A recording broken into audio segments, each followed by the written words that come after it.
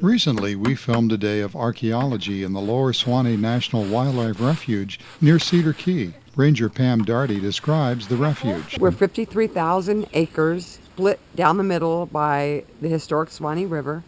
We have 30 coastal miles and then 13 islands out at the Cedar Keys National Wildlife Refuge.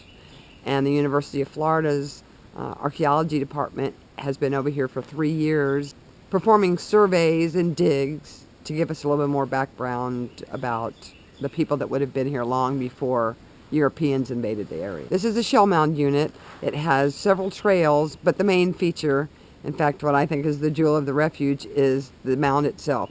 Crescent-shaped mound right on the edge of the Gulf. It's 28 feet high. We figure the midden itself is about 6,000 years old, so people have been living here at least 6,000 years, if not longer. That's what the archaeology department will figure out soon, I hope. We've gotten 2 different types of digs going on here. One right on the mound, so we're digging down through the shell, down to the sand. And then this is actually in a domestic use area. There's lots of evidence of domestic debris here, lots of pottery shards, greasy soil, which lets us know that there was a lot of organic material in here as well. Wow.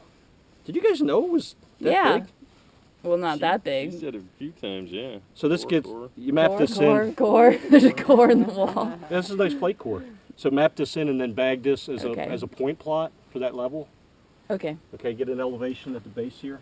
Okay. All right, cool. This is a hunk of chert. It would either be used as like a multi-tool type of thing. It would be like your prehistoric, like Swiss Army knife, so you could just carry this with you and flint knap it into whatever you would want to use it for. But this flakes easily, so you could hit it with another rock and get some nice slivers off of it. That would be very sharp and a very quick way to get some tools. This is a Welk hammer. What people would do is they would drill a hole in one side and then out the other like this, and this is really crude, but then they could put a stick in there and use it as a battering ram for things. Break open Oysters, break apart stone crabs. We all know how tough those are to get open. This is the shell mound site just north of Cedar Key. It's the largest shell deposit north of Crystal River that's more or less fully intact. This site became archaeologically known to us many decades ago. There was work done here in 1959 by an amateur archaeologist. It was written up in 1970 by Ripley Bullen at the Florida State Museum at the time, which is now the Florida Museum of Natural History. They excavated at the top of this thing, which is just behind us here, to the northwest. At the top of the mound, they went down about 10 feet and found pottery that dates to about 2,000 years ago, along with, of course, lots of oyster shell, animal bone, mostly fish and turtle, and not much of anything else. It's a typical sort of shell midden deposit, which includes food remains. And then what we've done here is we've tried to excavate some units that'll get us to the bottom of it. They documented the top. We have a sense that the bottom of this thing might be considerably older than 2,000 years ago. And it looks like that dates to about 2,500 years ago. We have some pottery that dates to that time period. We, of course, will take samples from it, not only for reconstructing the diet with all the food remains, but for getting charcoal for radiocarbon samples and other materials that will help us interpret what was going on here. This is actually the southern aspect of this site. It's a very large site. It goes about 200 meters to the north, about 150 meters to the west here. And we can take a little stop here along the way to the east and see what appears to be the village area of the site, which is the interior of this crescent-shaped mound. I don't know if you could pick this up in here. This is LiDAR coverage of the mound. It's about 200 meters in diameter. We're right here at the southern aspect of this distal arm.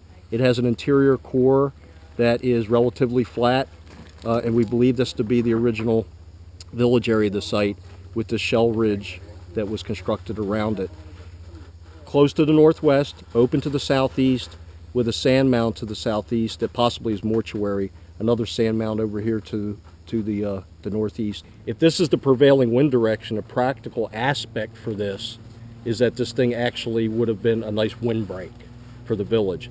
There's more to it than that, because we know that this configuration recurs across the region, and we believe that it's actually significant for reasons beyond practical living.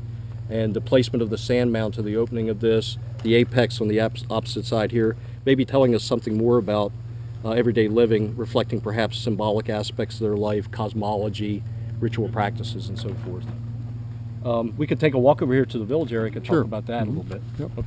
Okay, so we're now standing at the southeast aspect of the site, and looking here to the northwest, there's this large open area, probably about 75 meters in diameter.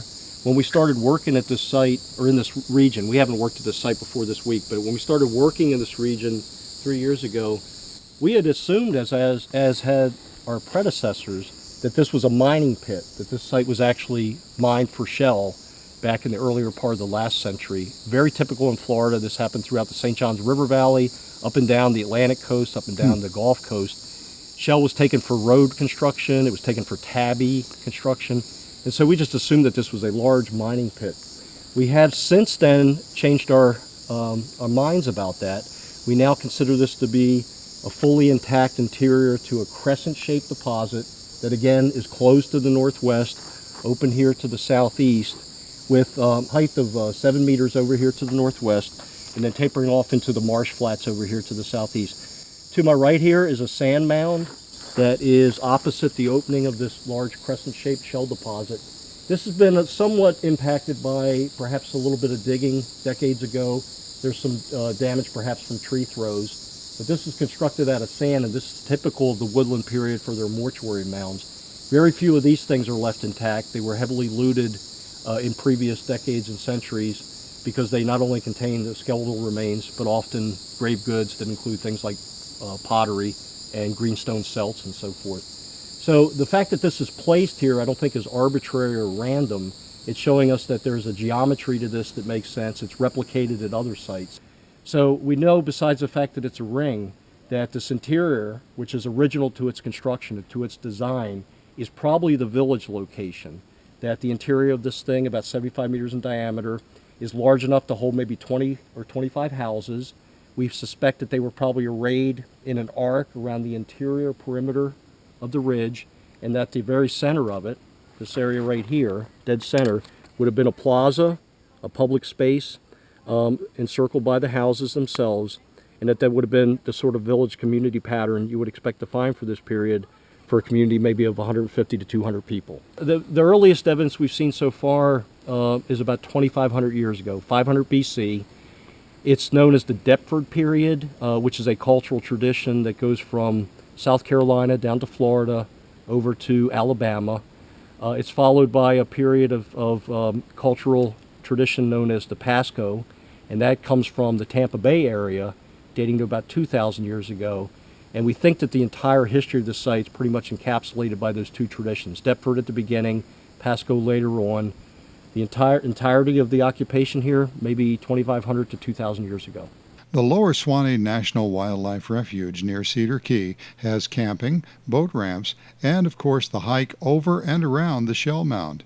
For more information, you can call the refuge office at 352-493-0238, or you can visit their website at fws.gov/Lower Suwannee.